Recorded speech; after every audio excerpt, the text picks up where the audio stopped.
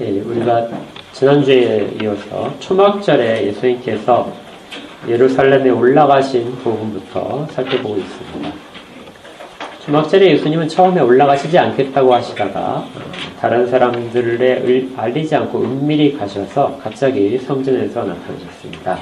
이것은 말씀을 이루시려 하기 위함이었죠.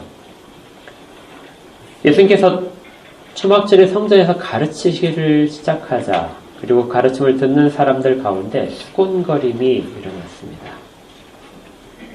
15절에 보니까 이렇게 돼 있어요. 유대인들이 놀랍게 여겼다. 유대인들이 놀랍게 여겼다는 것은 예수님의 가르침이 굉장히 깊었기 때문입니다. 그리고 그 말씀 가운데 권위가 있었기 때문이죠. 마태복음에서도 동일한 일들을 기록을 하고 있는데요. 마태복음 7장 28절에 보게 되면 예수께서 이 말씀을 마치심에 무리들이 그의 가르치심에 놀랐다. 이는 그 가르치시는 것이 권위 있는 자와 같고 그들의 서기관들과 같지 아니하였다. 그러니까 당시에 말씀을 가르치던 사람들을 서기관이라고 하는데요. 이 서기관들과 예수님의 말씀의 차원이 달랐다는 것이죠.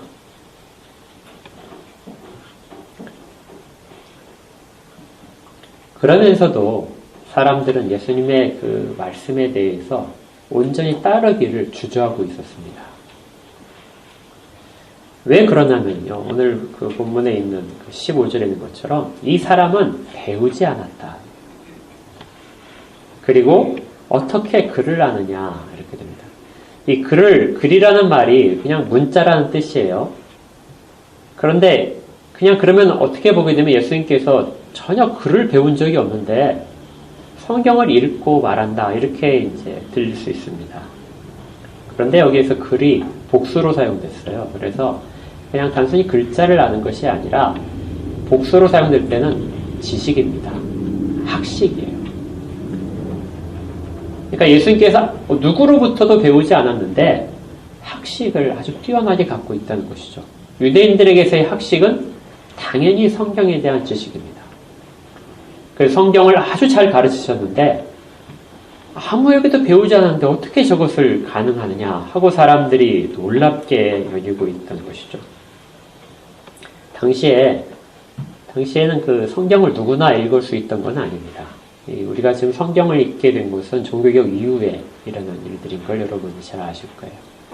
그래서 미국에는 청교들이 영국에서부터 처음 넘어왔을 때 그들이 가졌던 영적인 자산 가운데 하나가 모두가 다 모든 집에 성경책이 한 권씩 있었다는 겁니다. 그래서 어떤 그 주도적인 역할을 하는 지도자들이 없었을 때에도 그들은 늘 가정에서 성경을 읽고 그것도 전할 수 있었던 것이죠. 근데 예수님 당시에는 성경은 매우 귀하고 비쌌습니다. 그래서 일반 사람들은 성경을 자기가 마음껏 펼쳐볼 수가 없었어요. 회당에 가서 안식일이 되어야 비로소 누군가 읽어주는 것을 들을 수 있을 뿐입니다. 근데 그 중에 성경을 언제나 읽을 수 있는 사람이 있었죠. 그 사람들이 아까 언급했던 서기관들입니다. 서기관들은 성경을 쓰는 사람들이에요. 성경을 쭉 사본을 만드는 사람들이고 또 성경을 가르치는 사람들입니다. 그래서 그 사람들은 성경에 대해서 계속해서 연구를 할 수 있고 그래서 누군가를 가르치는 거죠. 이 가르치는 일을 하는 사람들을 선생, 랍비다 이렇게 부릅니다. 우리가 3장에서 니고데모 살펴봤었잖아요. 니고데모에 대해서 예수님께서 너는 이스라엘의 선생이다 하고 부르셨어요. 그러니까 이 이스라엘의 선생이 이렇게 양산된 사람들, 이렇게 교육받은 사람들이 됩니다. 그들은 누군가를 또다시 가르치는 거죠. 그래서 점점점 뛰어난 선생들이 나타나게 되고 그 뛰어난 선생들을 중심으로 해서 그 가르침을 전하게 됩니다. 이것이 이제 바리새인들 중에 일어났던 이제 학파가 되는 거예요. 그런데 예수님은 당시에 그 가장 강력했던 샴마이학파, 힐렐학파 어느 쪽에도 속하지 않습니다. 어떤 랍비로부터도 배우지 않았어요. 사람들이 이걸 다 알았습니다. 그런데 배우지 않았는데 어떻게 성경을 저렇게 랍비들보다 더 훨씬 권위 있게 잘 가르치는가 하는 것이 사람들에게 있었던 거죠. 그러면서도 그거 예수님을 완전히 믿지 못하는 이유가 예수님의 모든 것들이 어디서부터 왔는가? 과연 예수님께 우리의 모든 것들을 다 맡길 수 있는가 하는 그런 주저함 때문입니다. 예수를 믿는다는 것은요, 그분이 말씀하신 것을 그냥 이해하는 정도가 아니죠. 자기의 삶을 전부 다 바치는 것이에요. 그리고 예수님의 가치관으로 내 가치관을 온전히 바꾸어서 그 가치관대로, 새로운 가치관대로 살아가는 것을 믿는다고 하는 것입니다. 그러니까 개인적으로 볼 때는 예수님 말씀을 따르는 것이 결국 그냥 한순간의 그 어떤 감정 때문에 일어나는 것이라고 보기는 어려워요. 그리고 온 인생을 바치는 것이기 때문에 사람들이 매우 주저했습니다.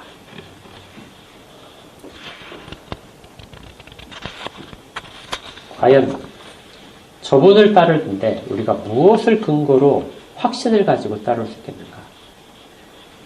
아마 예수님이 누구로부터 많이 배우셨다면, 당시 유명한 랍비로부터 배우셨다면 훨씬 더 사람들이 잘 따를 수 있을 겁니다. 아니면 예수님의 그 현재 하시는 일이 서기관이라면 사람들이 훨씬 더 따르기 쉬웠을 거예요. 그런데 어디에도 속하지 않은 거죠. 가장 쉽게 예를 들어보게 되면요, 여러분들이 담임 목사를 청빙한다고 생각을 해보십시오. 그런 상황이 되었는데 수많은 지원자들이 서류를 제출했겠죠. 근데 그 중에 한 지원자를 보니까 굉장히 유명한 신학대학을 나왔어요. 그리고 외국에 유학도 갔다 왔습니다. 그리고 아주 큰 교회, 이름이 아주 잘 알려진 교회 목사님들의 추천서를 받아왔어요. 다른 목사님이 왔습니다. 다른 지원자가 왔는데 그 지원자는 이미 사역을 잘하기로 소문이 난 사람이에요. 또 다른 지원자가 왔는데 그 사람은 유명한 신학대학을 다니지 않았습니다. 그리고 어떤 추천장도 받지 못했어요. 그런데 그분은 잘 보니까 말씀만은 바르게 전하고 있습니다. 자, 여러분이 이제 그런 입장이에요. 그렇다면 여러분들이 선택을 하실 때 누구를 선택하시겠습니까? 실질적으로 선택을 하는 경우라면 아마 세 번째 분을 선택하는 경우는 거의 없을 거예요. 아무도 선택을 안 할 겁니다. 그것이 현실이죠. 예수님이 지금 닥친 상황이 사실은 2000년 전에 그런 상황이었어요. 지금 우리의 그 담임 목사 청빙과는 완전히 같진 않을지 몰라도 그것보다 훨씬 더 심각한 것일 수 있었습니다. 과연 저분을 따를 때 내가 잘못된 선택을 하지 않는다고 어떻게 보장이 될 것인가? 여기에 대해서 예수님이 친절하게 답변을 하십니다. 사람들은 늘 주저해요. 그런 주저하는 사람들에게 예수님께서 명확하게 자기를 따라야만 되는 이유들, 그리고 자기를 검증하는 방법들을 말씀을 하고 계세요. 그것이 뭐냐면 16절부터 있는데요. 내 교훈은 내 것이 아니고 나를 보내신 이의 것이다. 예수님은 자신의 생각을 전하는 것이 아닙니다. 언제나 하나님 아버지의 말씀을, 하나님 아버지께서 말씀하신 것을 그대로 예수님께서 전달하는 것이고요.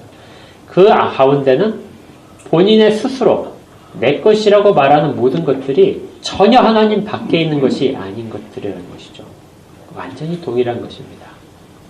그런데 사람들이 지금 누구로부터 배운 자들, 그 권위를 찾는 그 모든 랍비들은 실질적으로는 그들이 아무리 열심히 한다 하더라도 전하는 말씀 가운데 자기 생각들이 언제나 있습니다. 완벽하게 있는 사람은 없어요. 오직 예수님만이 모든 흠과 티가 없이 우리 가운데 오셨기 때문에, 성령의 능력으로 그것이 육신을 취하셨기 때문에 어떤 것도 오류가 없는 것이죠. 그러나 사람은 그렇지 않습니다. 그래서 당시에도 학파들이 있었던 거죠. 학파가 있다는 말은 우리가 온전히 이해하지 못한다는 것을 스스로 증명하는 것입니다. 그래서 우리는 언제나 우리가 오류를 범할 수 있고 잘못 이해할 수 있다는 가능성을 늘 인정을 해야 됩니다. 그런데 이것을 인정하는 순간 권위가 추락을 하게 되겠죠. 그래서 언제나 권위를 앞세우는 사람들은 자신들의 부족함을 인정하지 않으려는 성격이 있어요. 우리가 합심교단에 속해 있는데요. 이 합심교단의 가장 큰 장점은 겸손하다는 것입니다. 우리 교회의 모토도 그렇지만 우리 합심교단의 모토가 뭐죠? 바른 신학, 바른 갑자기 잘 안 나요. 바른 교회, 바른 생활. 한번 다시 해볼까요? 같이 해볼까요? 시작. 바른 신학, 바른 교회, 바른 생활입니다. 바른 신학이 뭐냐면 하나님 말씀에 비추어서 옳은 것을 택하는 거예요. 언제나 우리가 오류를 범할 수 있기 때문에 잘못 이해할 수 있기 때문에 그것을 좀 더 분명하게 성경 말씀에서 하나님께서 계시하신 대로 바르게 계속해서 찾아가야 됩니다. 만약에 부족한 부분이 발견된다면 그것을 자꾸 보완해서 설명을 해야 되죠. 이런 작업을 하는 것이 바른 신학을 가지려고 하는 겁니다. 그리고 이렇게 해서 성경에 하나님의 뜻을 분명히 알았다면 그것을 교회 가운데서 계속해서 가르치고 그리고 그것에 비추어서 우리의 예배를 드리고 공동체 생활을 하는 것이죠. 이것이 바른 교회입니다. 바른 교회 속에는 성도들이 포함되어 있어요. 성도들은 하나님의 말씀에 비추어서 어떻게 살아야 될지를 고민하며 생활 가운데서 이것들을 실천해 나가게 됩니다. 이것이 뭐냐면 바른 생활이죠. 그래서 우리는 이 바르다는 것이 늘 우리 가운데 있기를 소망하며 조금씩 개선해 나가는 것입니다. 그래서 정말 이것이 잘 되고 있다면 우리의 신앙은 어제보다는 오늘이 더 하나님의 뜻에 분명해지는 것이죠. 더 가까워지는 겁니다. 그러면 내일은 더 가까워지겠죠. 이 작업을 계속해서 해나가는 것이 이걸 우리가 개혁주의라고 이름을 붙이는 거예요. 다른 신학적인 부분을 배경을 가진 분들과 우리의 가장 큰 차이점, 우리는 끊임없이 하나님 말씀에 가까워지려고, 본질에 가까워지려고 노력을 하는 것입니다. 그래서 늘 개혁중이죠. 여러분의 신앙도, 저의 신앙도 늘 개혁되고 있는 것입니다. 예수님께서는 2000년 전에 어떻게 보게 되면 사람들 속에서 이 일을 하신 거예요. 이미 하나님의 말씀이 구약 성경을 통해서 그들 가운데 있었습니다. 그리고 그것을 바르게 이해할 수 있도록 예수님께서는 계속해서 사람들을 가르친 거예요. 그래서 예수님께서 말씀하신 것이 내가 지금 가르치는 것은 내 것이 아니다. 나를 보내신 이의 것이다. 구약 성경과 예수님의 가르침이 충돌하는 것처럼 보이는데 그렇지 않다고 말씀을 하시는 거예요. 구약 성경을 주신 분도 하나님이시고 그리고 나를 보내신 분도 하나님이시고 내가 전하는 이 모든 것들도 하나님이 내 입에 두신 것이다. 전혀 차이가 없겠죠. 그리고 주님의 가르침을 받은 제자들이 나중에 기록을 하고 또 선포를 할 때 그 모든 것들도 사실은 차이가 없는 것입니다. 그래서 우리가 구약 성경과 신약 성경의 차이점을 발견하지 못하는 거예요. 구약 성경은 아주 옛날에 일시적인 것이다. 신약 성경만이 옳다. 이런 식의 이야기들을 하지 못하는 것입니다. 예수님은 어떤 사람의 가르침에 근거하지 않고 오로지 하나님의 말씀에만 집중을 하도록 하십니다. 그러면서 정말 주저하는 사람들에게 내가 전하는 이 교훈을 너희들이 다 받아야 될 이유에 대해서 어떻게 보면 이것이 예수님을 검증하는 방법이 돼요. 그것을 위해서 17절부터 자세하게 알려주십니다. 이것은 우리 스스로의 신앙을 점검할 때에도 아니면 우리가 다른 사람을, 다른 목회자나 다른 사역자들을 평가할 때도 이 기준을 꼭 적용을 해야 됩니다. 17절에 처음에 뭐라고 말씀하시냐면요. 사람이 하나님의 뜻을 행하려 하면 이 교훈이 하나님께로부터 왔는지 내가 스스로 하라는지 알리라. 어떤 사람이 하나님의 말씀을 전하고 있는데 그 전하는 말씀이 진짜 하나님이 주신 것인지 아니면 자기 스스로 말하는 것인지 그것을 판단할 수 있는 기준을 알려주시는데 그것이 뭐냐면 하나님의 뜻을 행하려 할 때 알게 된다. 오늘의 설교의 핵심 구절입니다. 사람이 하나님의 뜻을 행하려 할 때 비로소 하나님을 알게 된다는 거예요. 하나님의 뜻을 행한다. 이 말은 우리가 어떤 선택의 순간들을 자주 겪을 겁니다. 그때 우리가 어떤 사람들은 이것이 훨씬 더 합리적이야. 어떤 사람은 이것이 훨씬 더 유익해. 이렇게 말을 할 텐데 그 모든 상황의 순간 속에서 한 가지 하나님의 뜻에 어떤 것이 가장 부합한지 그것을 생각을 하는 거죠. 그래서 어떤 일을 할 때 잠시 멈춰야 됩니다. 그리고 멈추고 나서는 분명하게 하나님의 뜻이 무엇인지를 살펴보고 그것을 구해야 됩니다. 그리고 나서 행하는 것이죠. 그럴 때 놀랍게도 하나님의 말씀이 진리라는 것을 그리고 예수 그리스도께서 참 하나님이시라는 것을 발견하게 된다는 것이에요. 지금 사람들이 예수님을 인정하지 않으려고 합니다. 그런데 예수님께서 말씀하세요. 너희들이 하나님의 뜻대로 한번 해봐라. 그러면 내가 전하는 것이 하나님의 뜻임을 바로 알 수 있을 것이다. 이렇게 하시는 거예요. 지금 우리에게는 이것이 조금 낯섭니다. 우리는 당연히 예수님 말씀이 하나님의 말씀이라는 것을 인정하고 있기 때문에 전혀 거기에 대해서 거부감을 느낄 수 없는 거죠. 그러나 혹시라도 여전히 우리가 예수님의 말씀, 아니면 사도들의, 아니면 성경의 말씀이 과연 진리인지를 그것이 의심스러운 사람이 있다면은 그대로 한번 분별하면서 살아보라는 것이에요. 그러면 다시 성경으로 돌아오게 될 것입니다. 그러나 여기서 주님께서 말씀하시는 것에 우리가 좀 초점을 맞출 필요가 있어요. 예수님께서는 17절에 사람이 하나님의 뜻을 행하려 하면 이렇게 말씀하세요. 여기에서 이제 질문 하나가 들어갈 수 있는데요. 왜 예수님께서는 성경대로 행하려 하면이라고 말씀을 하지 않으셨을까요? 당시의 사람들로서는 하나님의 말씀대로 행한다 이렇게 하니까 즉각적으로 성경대로 자기들이 가진 성경이 구약이니까 구약의 성경 말씀대로 그대로 행하는 것이라고 받아들였을 것입니다. 그러나 주님은 그렇게 말씀하시지 않았어요. 성경대로 행하는 것이 아니라 하나님의 뜻에 따라서 행하려 합니다. 이 미묘한 차이가 오늘 우리가 꼭 구별해야 될 부분입니다.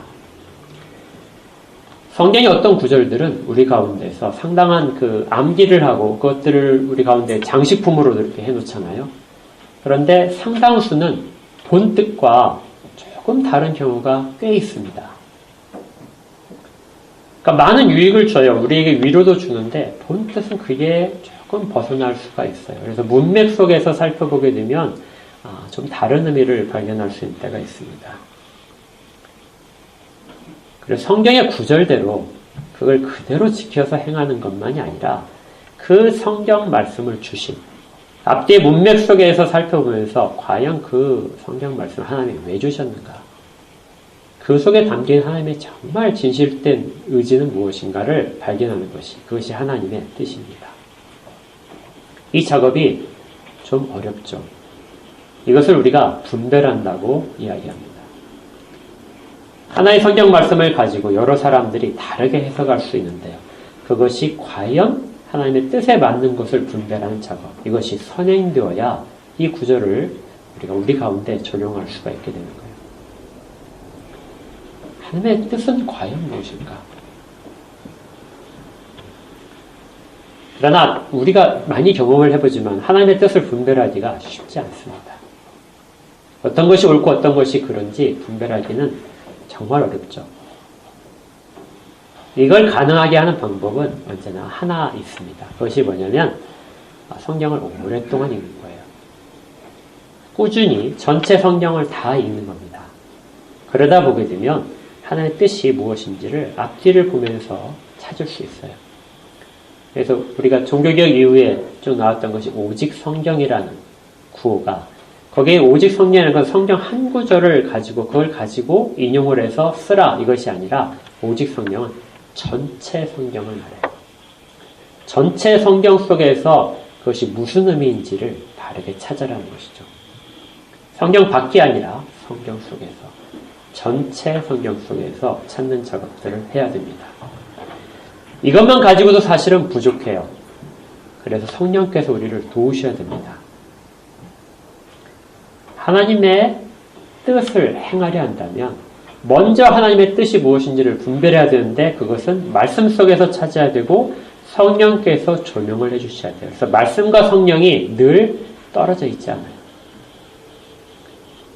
여러분들이 어떤 그 신학적인 도서나 우리 가운데서 요리문답을 볼 때마다 늘 항상 함께 나오는 것은 우리의 신앙의 유익을 위해서, 은혜를 전달하시기 위해서 사용하시는 하나님의 방법은 말씀과 성령을 통하여 일어납니다. 이 일들이 우리 가운데 구체적으로 어떻게 일어나게 되냐면요. 우리가 정말 하나님의 말씀대로 살고 싶어요. 그럼 말씀을 쳐다보죠. 그 작업을 할 때 성령께서 우리 가운데 지성의 빛들을 주십니다. 그래서 말씀이 깨달아져요. 그 말씀이 깨달아지면서 성령께서는 동시에 우리의 감성도, 우리의 마음을 움직이십니다. 그래서 그것이 좋아 보여요. 그 길을 내가 택해야 되겠다는 갈망이 생깁니다. 그리고 우리의 의지가 그 다음에 움직이죠. 그래서 의지가 움직여서 그것을 선택해서 행하도록 그 길까지 나가게 되는 겁니다. 말씀이 이해되고 감동을 받고 그리고 우리가 그것을 행하도록 하는 것. 이것은 전 인격이 그 말씀 가운데서 하나님의 뜻에 맞추어서 행하게 되는 일이에요. 그런데 놀랍게도 이렇게 행하다 보게 되면 말씀에 그동안에 우리가 감춰져 있던 말씀, 그 가운데 있는 하나님의 뜻이 점점점 더 분명하게 드러납니다.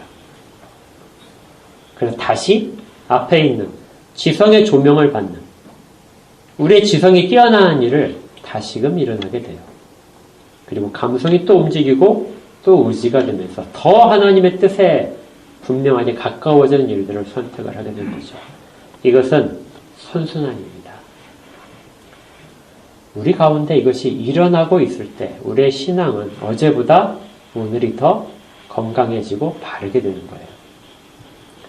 이 작업은 출발점은 어디에 있냐면 우리가 하나님의 뜻을 분별해서 행하고 싶어하는 그 마음 때문에 일어납니다. 이것이 우리 가운데 일어나면 그 뒤의 일들은 자연스럽게 우리의 참여와 성령님의 도우심으로 가능해지는 것이죠. 하나님의 뜻을 행하는 것과 예수 그리스도를 아는 것은 떨어져 있지 않습니다. 이걸 경험해 본 사람은 이 굉장히 기쁜 이 순환을 경험하면서 어떤 한순간에만 머물지 않고 계속해서 이것을 하고 싶어져요. 그러면 말씀을 수시로 보겠죠. 그리고 말씀대로 수시로 살아보려고 할 겁니다. 그리고 예수를 조금 더 알게 되겠죠. 바른 지식이 바른 생활을 이끕니다.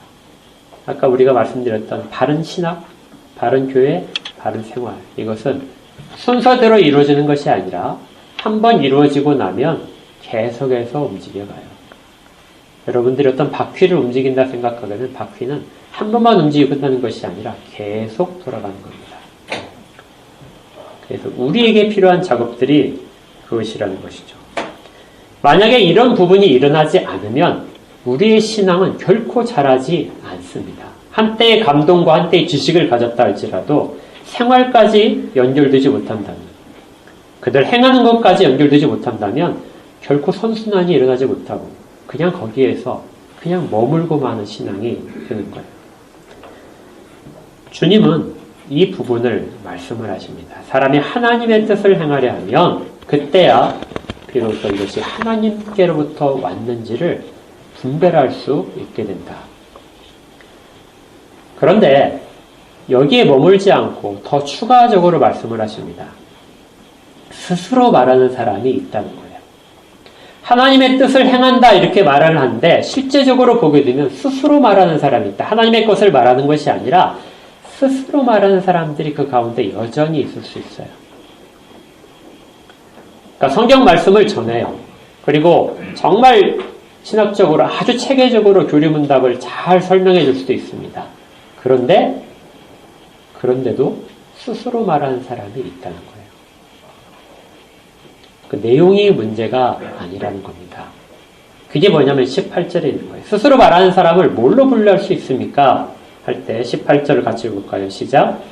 스스로 말하는 자는 자기 영광만 구하되 보내신 이의 영광을 구하는 자는 참되니 그 속에 불의가 없느니라. 스스로 말하는 자들을 주님께서 뭐라고 하시냐면 자기의 영광을 구하는 자다. 어떤 사람이 굉장히 영적으로 탁월한 것 같고 그의 말씀이 아주 정말 성경에 대해서 아주 풍부한 지식을 가지고 전을 합니다. 그리고 논리적으로도 잘 설명할 수 있어요.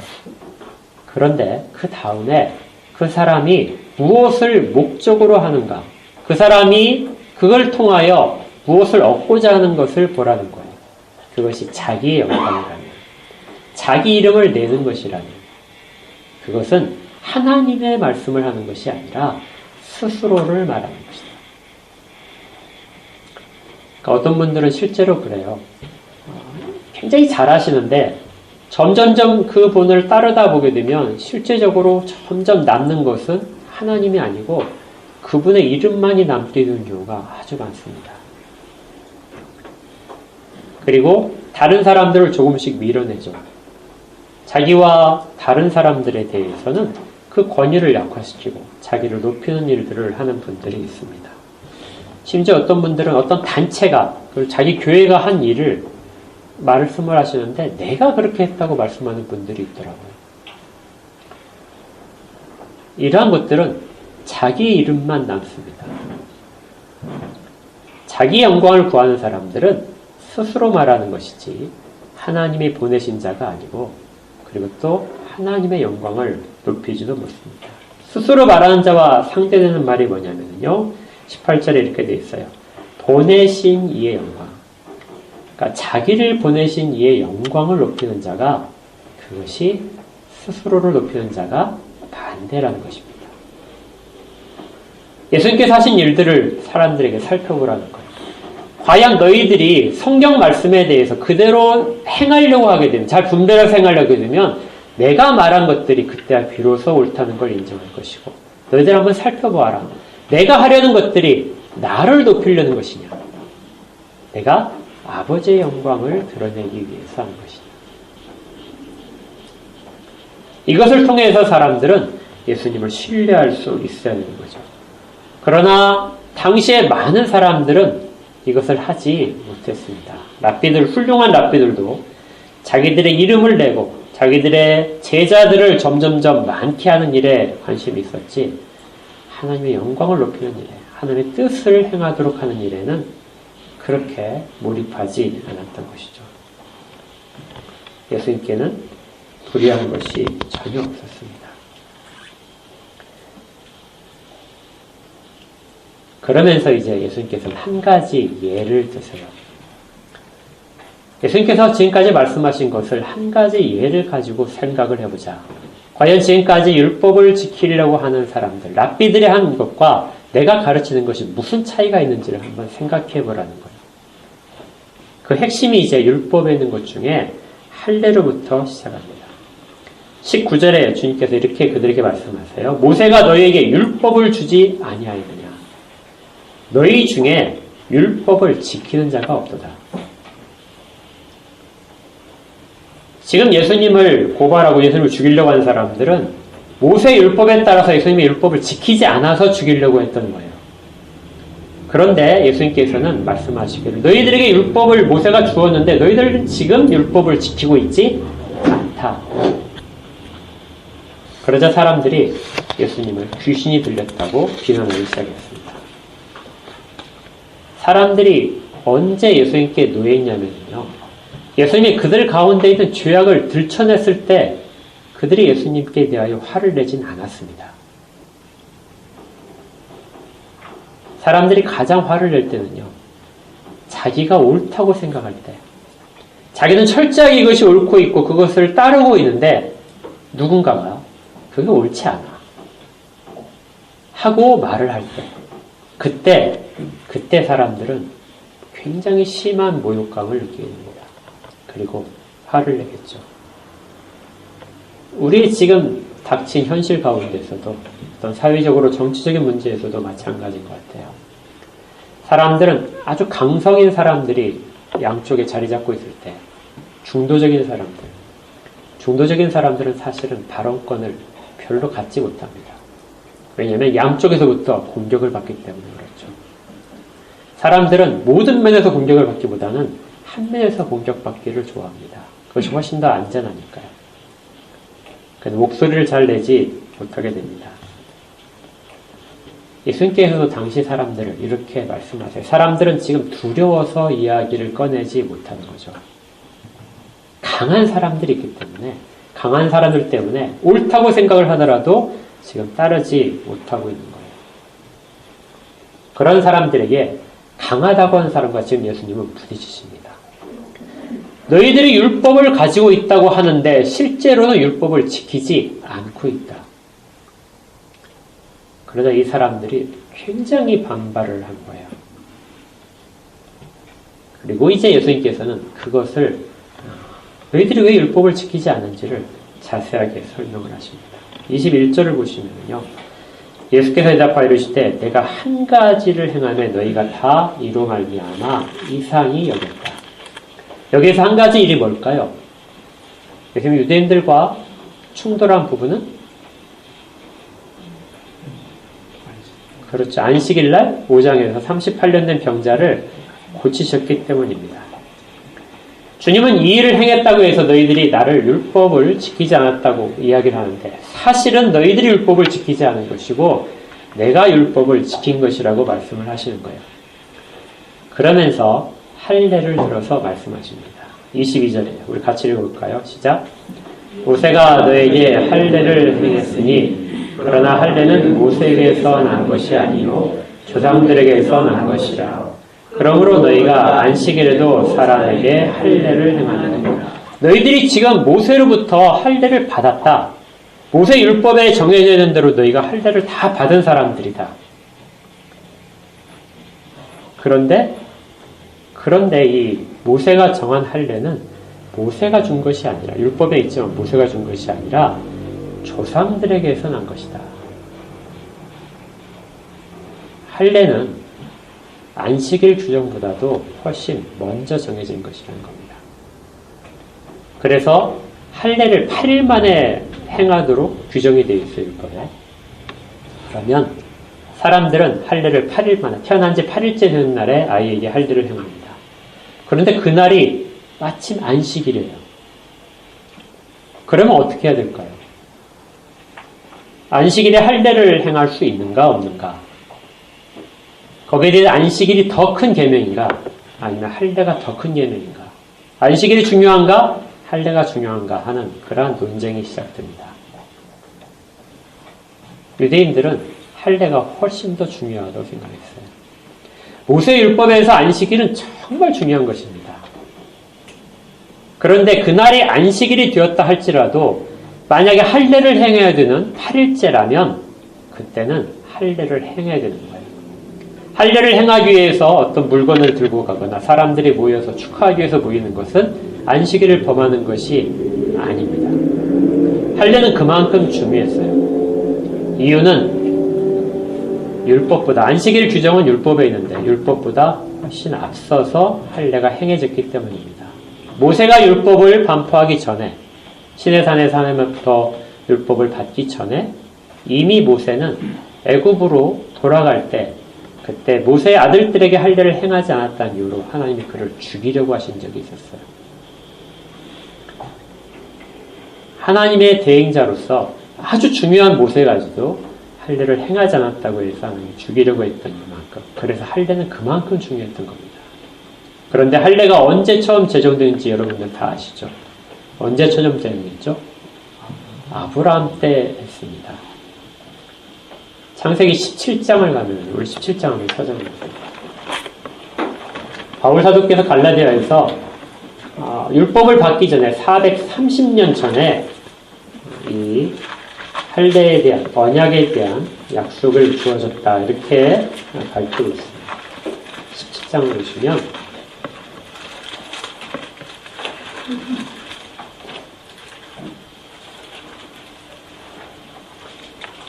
(10절을) 보시면요. 너희 중 남자는 다 할례를 받으라. 이것이 나와 너희와 너희 후손 사이에 지킬 내 언약이니라. 너희는 포피를 배워라. 이것이 나와 너희 사이의 언약의 표징이니라. 너희의 대대로 모든 남자는 집에서 난 자나 또는 너희 자손이 아니라 이방 사람에게서 돈으로 난 자를 막론하고 난 지 8일 만에 할례를 받을 것이라. 율법에 기록이 되어 있지만 실제 이 내용은 아브라함이 먼저 받았던 것입니다. 그리고 이때의 할례는 언약의 표징이에요. 언약의 표징이란 말은 언약이 바로 앞에 있었다는 거예요. 그게 뭐냐면 4절에 보니까 보라 내 언약이 너와 함께 있다. 하나님께서는 아브라함과 미리 언약을 맺으셨어요. 그리고 일방적으로 모든 것들을 선포하시게 됩니다. 5절에도 내가 너를 여러 민족의 아버지가 되게 할 거다. 내가 너로 심히 번성하게 하리니 내가 내게서 민족들이 나오게 하며 왕들이 내게로부터 나오리라. 내가 내 언약을 나와 너와 및 내 대대 후손 사이에 세워서 영원한 언약을 삼고 너와 내 후손의 하나님이 되리라. 내가 너와 내 후손의 하나님이 되겠다 하고 선언을 하세요. 그리고 그 언약에 대한 증거로서 그렇게 언약의 백성이 되었다는 증거로서 너희들이 생식기에 표피를 배워서 할례를 행하라. 그러니까 할례를 행함으로써 언약의 백성이 되는 것이 아니라 언약의 백성이 된 증거로서 할례를 행하라는 겁니다. 언약의 백성이 되는 것이 하나님께 있어서는 가장 중요한 일이에요. 율법은 그 다음에 언약의 백성이 된 자들로서 살아가는 법으로서 받게 되는 거예요. 율법을 지켜서 하나님의 언약의 백성이 되는 것이 아니라 언약을 받은 자가 그 이후에 율법을 받은 것입니다. 그리고 그 앞서서 할례는 언약의 백성된 표지로서 미리 받는 것이죠. 그래서 아이들이 태어난 지 8일 만에 할례를 받는 것은 조금이라도 먼저 하나님의 언약 백성으로서 살아가게 만들고 싶은 그런 마음이 있는 겁니다. 이 아이가 무슨 율법을 지킬 수 있었겠어요? 아무것도 스스로 못 지키는데 태어난 지 8일 만에 할례를 행하는 것은 얘가 그 언약 가운데 있다는 것을 선언해주고 싶어서 그런 거예요. 그래서 안식일 때에도 할례는 반드시 행해야 됐습니다. 심지어 1년에서 제일 큰 안식일이라는 대속죄일, 그 안식일에도 할례는 전혀 지장 없이 행해져야 됐습니다. 할례는 하나님의 백성됨을 선언하는 것이기 때문에 그래요. 예수님께서는 이것을 예수님께서 안식일날 병자를 고치신 일에 적용을 시키십니다. 너희들이 안식일에도 사람에게 할례를 행하는데 23절에서요.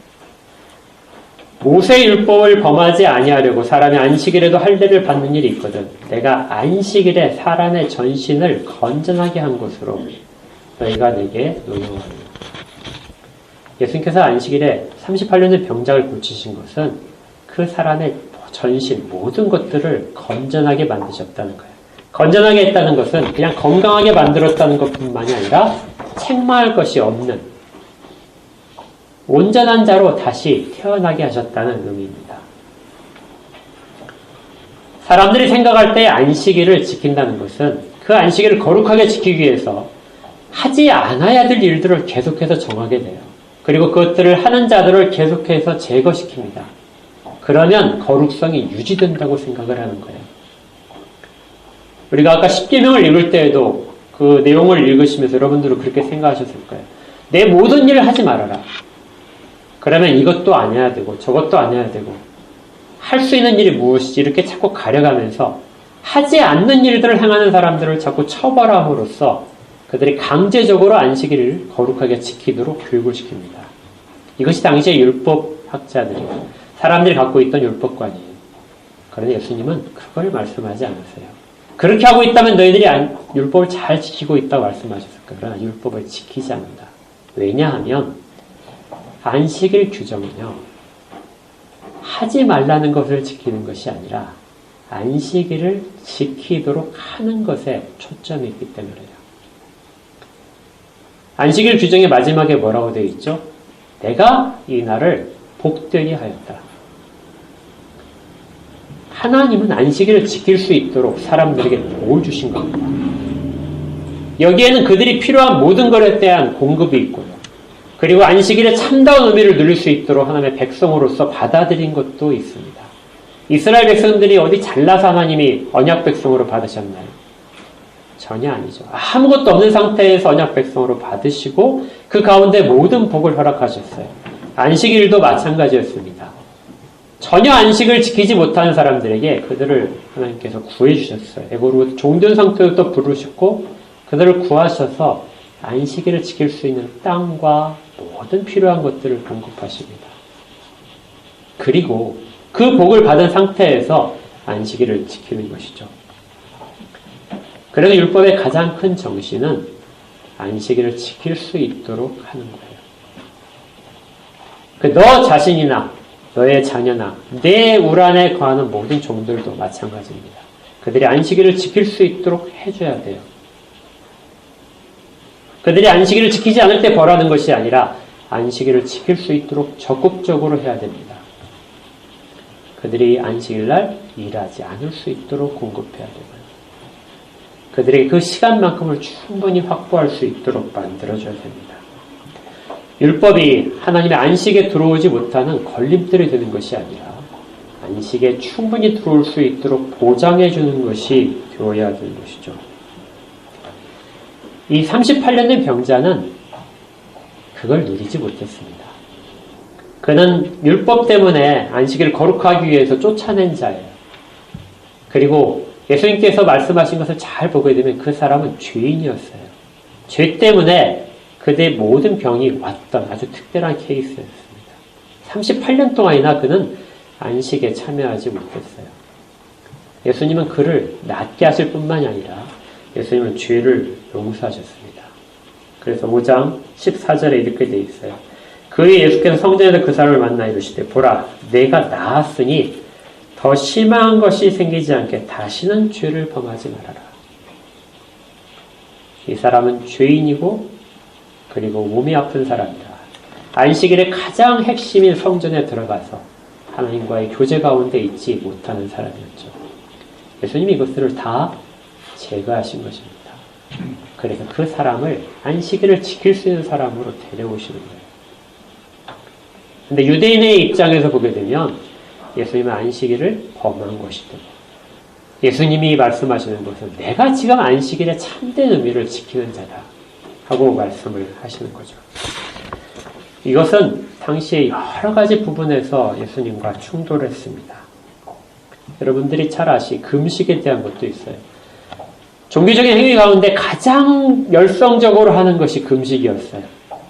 그런데 이미 이사야서에서 하나님께서는 사람들이 행하는 금식이 얼마나 헛된 것인지를 말씀하셨습니다. 이사야 58장 5절에서요. 이것이 어찌 내가 기뻐하는 금식이 되겠으며 이것이 어찌 사람이 자기의 마음을 괴롭게 하는 날이 되겠느냐. 사람은 육체적으로 아주 힘들게 자기를 하는 것이 금식인데 그런데 하나님께서 이것이 어찌 내가 기뻐하는 금식일 수 있겠느냐. 이것이 어찌 너희 마음을 괴롭게 하는 금식일 수가 있겠느냐. 그의 머리를 갈대같이 숙이고 굵은 배와 재를 펴는 것을 어찌 금식이라고 하겠느냐. 여호와께 연락될 날이라고 하겠느냐. 내가 그 기뻐하는 금식은 흉악의 결박을 풀어주며 멍에의 줄을 걸러주며 압제당하는 자를 자유하게 하며 모든 멍에를 꺾는 것이 아니겠느냐. 다른 사람이 하나님께 돌아올 수 있도록 그렇게 하는 것이 진실로 너희가 정말 하나님 앞에 경건한 모습이 가장 경건한 행위라는 거예요. 그걸 하지 않고 자기의 외적인 부분만을 추구를 한다면 그것은 하나님으로부터 멀어진 것이고 하나님의 뜻을 행하는 것이 아니라는 것입니다. 그래서 주님의 말씀은 마지막에 이렇게 되는 거예요. 24절에 외모로 판단하지 말고 공의롭게 판단하라.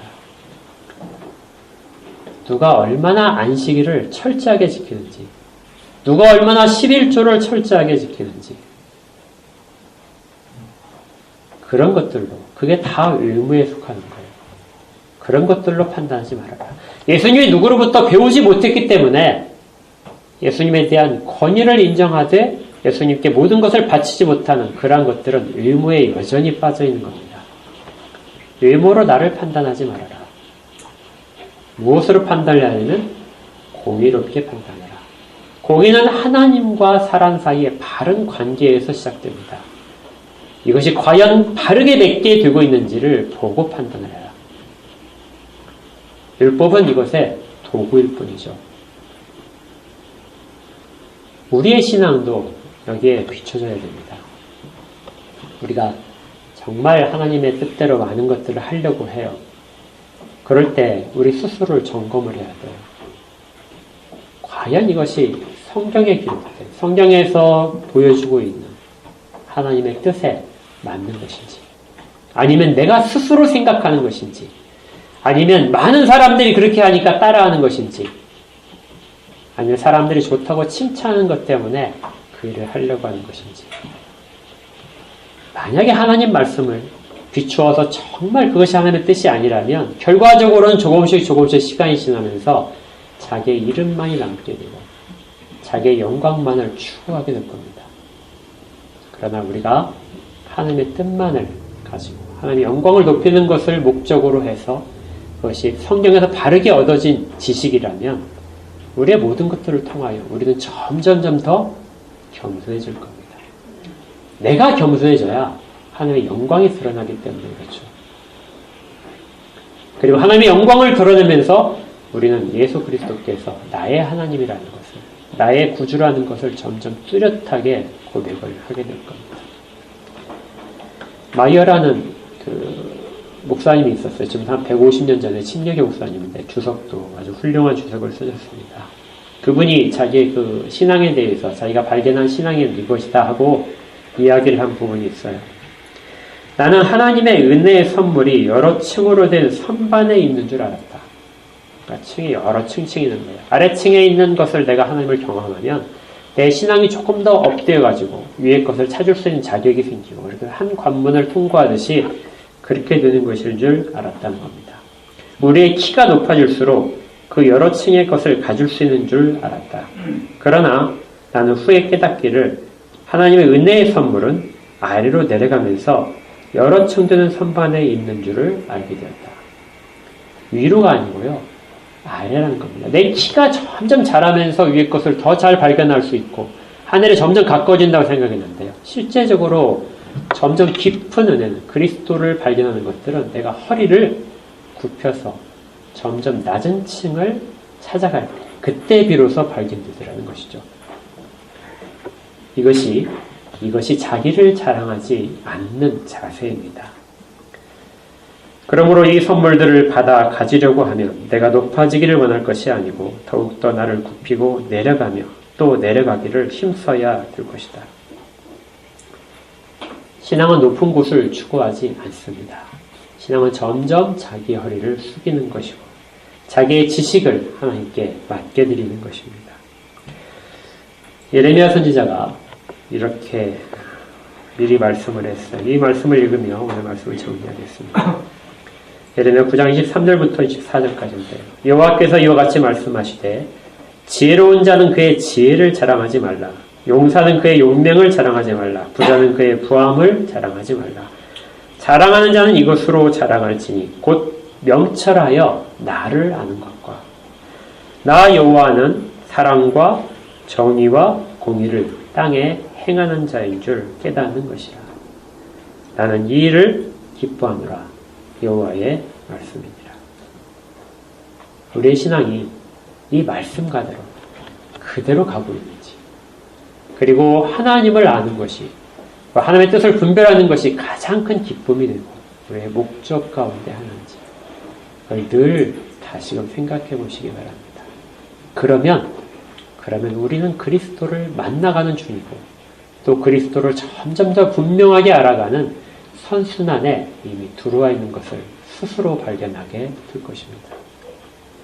모든 분들이 이런 신앙, 정말 기쁘고도 영광스러운 신앙 가운데 계시기를 주의 이름으로 축복합니다. 기도하겠습니다.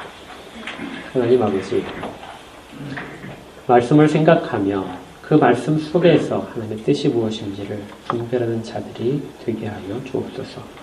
그리고 그렇게 깨달아진 것들을 하나님께서 주신 명령으로 알아서 이 땅 가운데 살아가는 자들이 되게 없어서, 그리고 이걸 정말 성령 가운데서 이끄심이 있다면은 선순환이 일어나서 지식도 점점 깊어지고 또 우리의 마음도 점점 부드러워지고 의지도 점점 믿음이 굳건해지는 그러한 자들로 이끌어 주옵소서.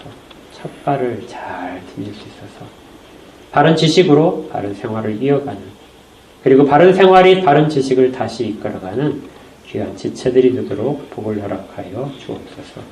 예수님 이름으로 기도합니다. 아멘.